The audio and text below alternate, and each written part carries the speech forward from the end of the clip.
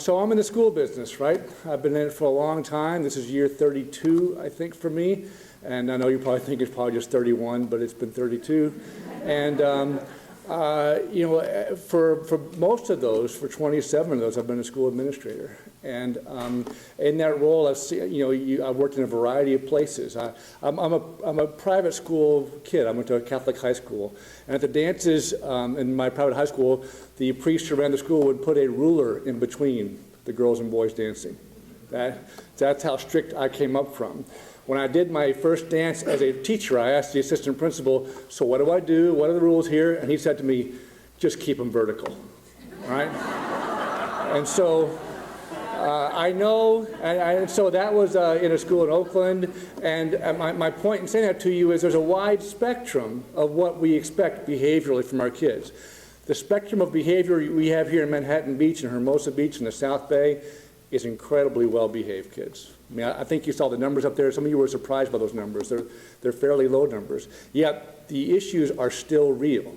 I remember I was listening to Dr. Ben Dale talking about drug issues, and he's had students come up to him and say, Dr. Dale, yeah, we use drugs and alcohol, and there are problems with that, but we're not going to bring it to school. And so there are issues out there we work with. And so we know we're not immune from these issues, as I wrote to you about, but there are real issues that we have to address, and I want to talk to you about a few things.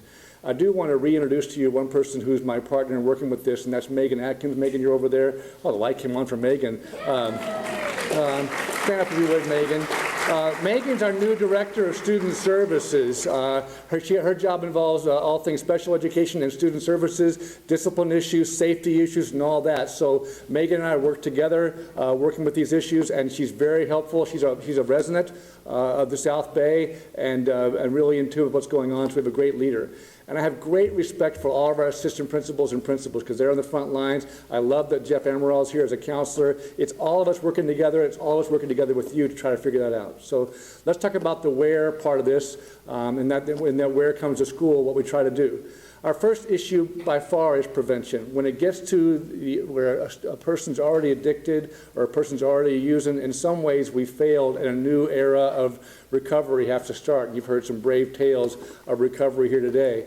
But our first goal is prevention. Officer Jesse mentioned the canine detection team.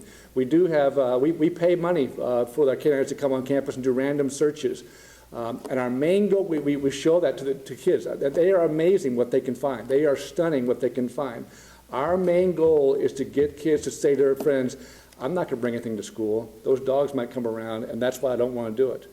We don't get many hits. I think in all the time I've been here, we've had 1 or 2 hits the entire time. But if we could, well, again, our goal is prevention with that. That's what we want to do. We have the Red Ribbon Weeks. You all know about that. That's the idea. I hope we can start with that. Is conversations with kids and conversations you have with homes and all that. Having Officer Jesse, having Officer John Lloyd at the high school is a great thing for us. And they again, give students a reason to say no. You see a uniformed and armed police officer coming around, you know that there's a lot of supervision going on.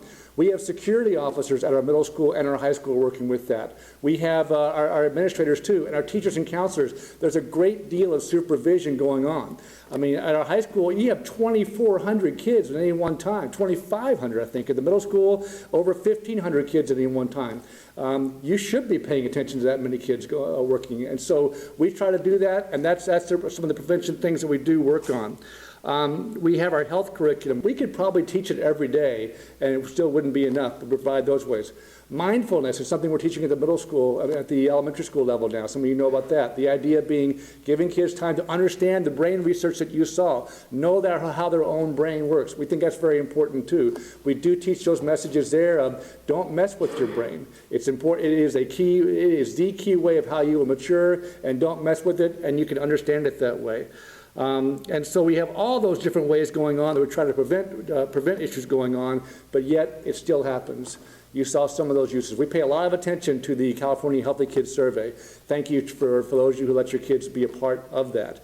The stat I look at a lot is how much use in the last 30 days. That means if you've used it last weekend, something like that. And kids are pretty good self-reporting about that. It is anonymous. 4% of 7th graders.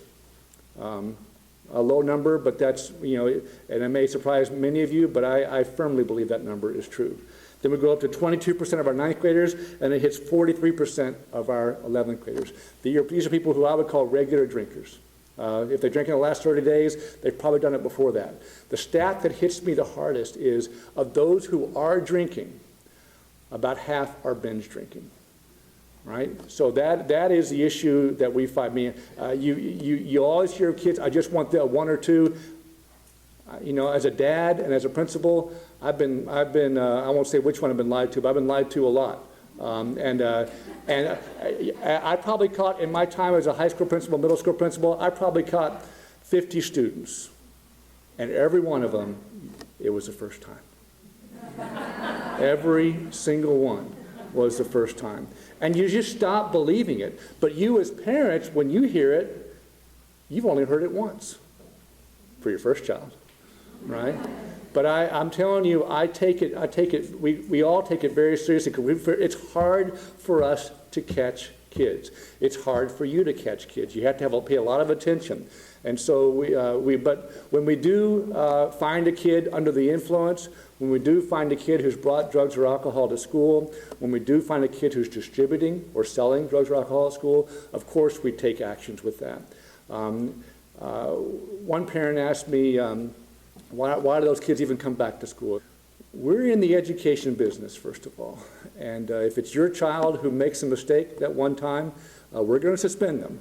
It's 3 to 5 days. I think it's most often 5 days at the high school and most often 3 days at the middle school. But we're going to suspend them. We're going to refer them to the police. They may go through the diversion program. You'll hear from Joan after this. But our job is to support them and bring them back. We do bring them back. We want them to learn from it and to get better. One person asked, why don't you tell us whenever this happens and give us details of what happens? We're not going to do that either. We're going to say appropriate consequences did occur, and we want that to happen. You may not think they're enough. You may think they're too much. Often the parents who it happens to think it's too much. Many parents are very supportive. I think most parents are actually very supportive when it does happen. But that's why the details don't always come out there. But that suspension does occur. If it is a second offense, which in my time here has never happened, or if, what that means is we've tried to help this student. We've tried to take action, and now to me, that child's becoming a danger to the school. Some of you may think they're already a danger to the school. I think kids make mistakes. And so if that happens a second time, or if they are trying to distribute, we will suspend again, and we will recommend the student for expulsion. Expulsion means they are not allowed to go to any school in our system.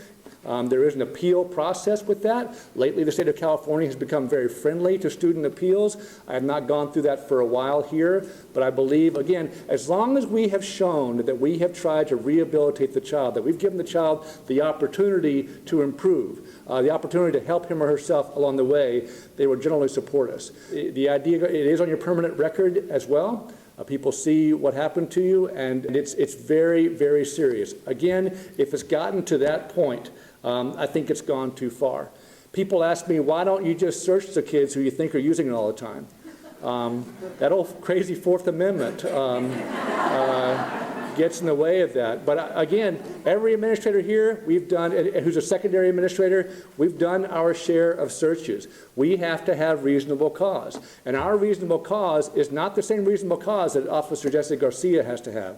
He has to have a warrant for that, something like that. We can use reasonable suspicion for a cause. So if we hear that something might be happening, we can do that search. And we have done those searches. And most searches I've done, nothing has been found. But we will search a student when we hear about something. We will not keep on searching them every day they come back to school. That's where you cross that line of legality. And so, but again, I believe that if students know that we as parents are watching, if students know that we as teachers are watching, that we as counselors are watching, and we as administrators are watching, they behave much better than otherwise.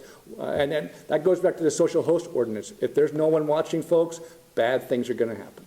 And so I think it's something that when your kids come to our schools, and this is true in all the schools I've worked in, we do our very best to watch those students. We have lots of eyes on them. We want to know when behaviors change. That's where counselors come in. We want to know when behaviors change. Because a lot of times we don't catch students using drug and alcohol. We find out they're using them away from campus, and then we just go into rehabilitation and help mode. And there's a lot of denial, folks. There's a lot of denial from parents. I'm a big fan of drug testing, for if you are worried at all. I know our high school has a voluntary drug testing program, another prevention mechanism, where you can sign up for it, and a team will come get a kid out of class, and they'll test him right then and there. If they find out that he or she has used drugs in the last month or so, then they report that to the parents, and they report it to, it's just the kid and the parents, and that's the end of it. It is not a disciplinary issue. It doesn't go to anybody else, but the idea, again, one more time, is, and this is true of all of us, if we can give our kids a reason to say no, that's very, very powerful. And that's one more way of doing that. As a parent, I love the car ride. I love the car ride. My kids hate the car ride because you roll up, they're trapped. You know, you're going to ask them questions, you're going to talk to them, and I will not tell you that I've been 100% successful as a parent by any means. I have a 25-year-old and a 13-year-old, and my 25-year-old, I've seen what he's done. I've probably heard most of the stories, maybe. My 13-year-old, I watch with great interest. I think he's a good young man, but I'm worried sick. And I keep on telling him, this is going to happen to you, this is going to happen to you, and he thinks I'm just a freaky, paranoid guy. But the idea is to not make it an unfamiliar conversation. So that's important to all of us. Another question that came out was, what about a school activity? What about a sporting event, an overnight event, a field trip, something like that? What happens then? School is school. School starts from the minute you walk towards school to the minute you get home from school. That is the legal definition of when school is. If we catch you in those times, that you're on our land. School is when you are on our property on the weekends. We had video of a couple kids come on our property this week, about 2 weekends ago. Good video. We gave it to the police about that. So that is, you're in our jurisdiction at that time. If you are on an activity and you see somebody else using, our CIF Code of Ethics, our sporting code of ethics talks about not using any time. If you are a true athlete and a true team member, you can be the very best you can be. We have had students report other students, not because they want to get them, see them get in trouble, because it actually hurts the team, but because they're worried about their fellow students. We can deal with that too. We can't impose disciplinary consequences from the school for something that happened not on school property, but we can help that kid. And that's a better role for us to play anyway. And so, again, our numbers are low. In our middle school, it's 1 to 3 a year, 1 to 2 a year in most cases. In the high school, it's 5 or less a year. All of us have been different places before in our careers, and all of us are shocked at the low numbers. This is a community they're very focused. I think they're very smart, like you heard before. I think they're very smart and know how to present the right image. Adderall is one of our biggest worries at the high school. You heard that before too. We just heard from a speaker up at Stanford who was a freshman dean. She said Adderall is rampant in high pressure colleges. It's a study drug, right? It's the one that helps you stay up, the one that helps you, makes you smart. So these are all the things happening on the where side, what we're trying to do. Again, I'll say it not to be redundant, but the fact that we're all here today means we're all hearing the same information. And I guarantee you, each person who spoke today would be happy to answer your questions. You can reach, I know that Families Connected will show you how to do that. This is a conversation we want to have. This is the support we want to have. And I appreciate Families Connected pulling us all together for this great event. Thank you very much.